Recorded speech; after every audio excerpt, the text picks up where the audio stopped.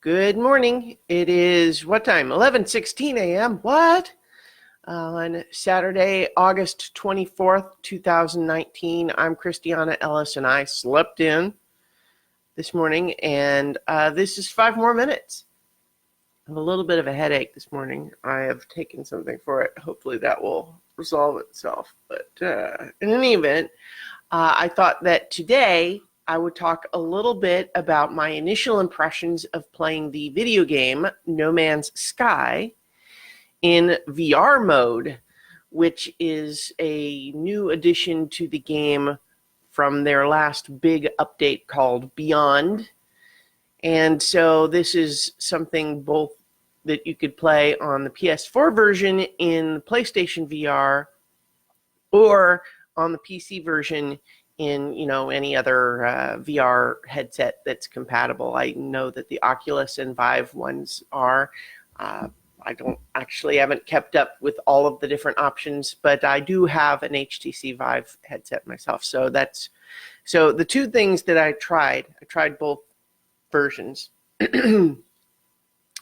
I played the PSVR one on a regular PlayStation 4. I don't have the Pro. And then I played on my desktop PC with the HTC Vive. And one is definitely superior to the other from a technological perspective. And so I would say that is the superior play experience, but also costs more to have all that gear. So I think that both are definitely worth trying if you like the game or are curious about it. My impressions of the game up to this recent update had been that I played around with it for a while and ultimately found the undirected nature of it a little bit too empty. Like, it was really interesting for a little while. And then I kind of trailed off. And I think that they've added a lot of stuff, like base building stuff, since then. And I'm interested to try and explore more of that.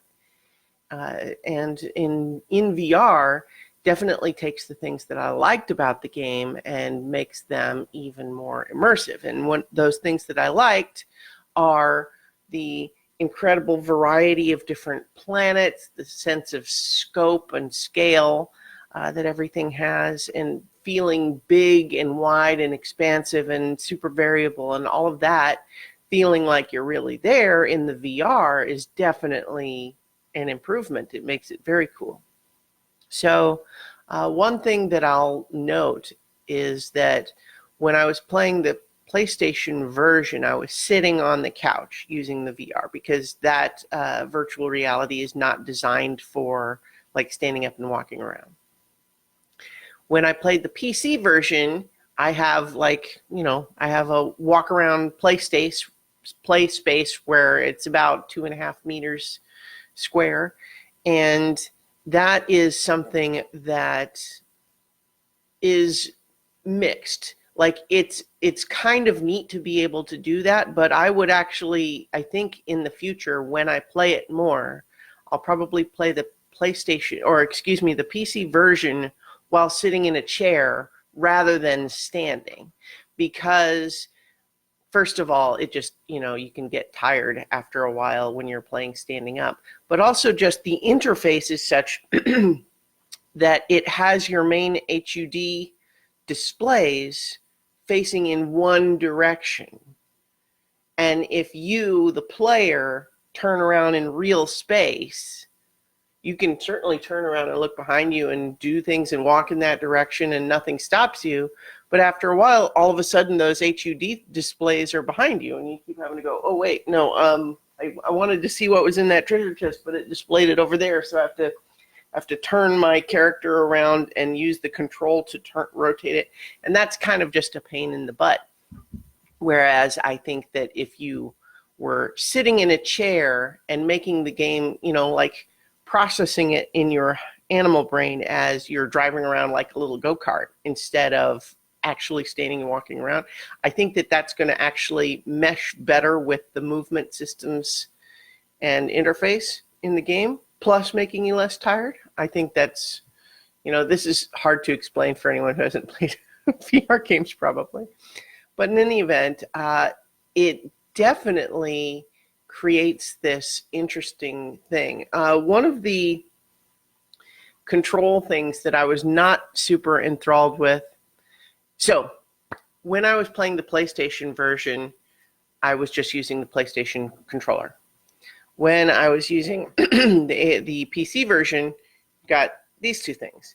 And one of the things that's very cool about these is that, you know, when I'm lifting up the mining laser to shoot and harvest minerals and stuff like that, I'm holding up the controller and I can actually just aim it like I'm aiming a real thing in my hand. And that's very cool.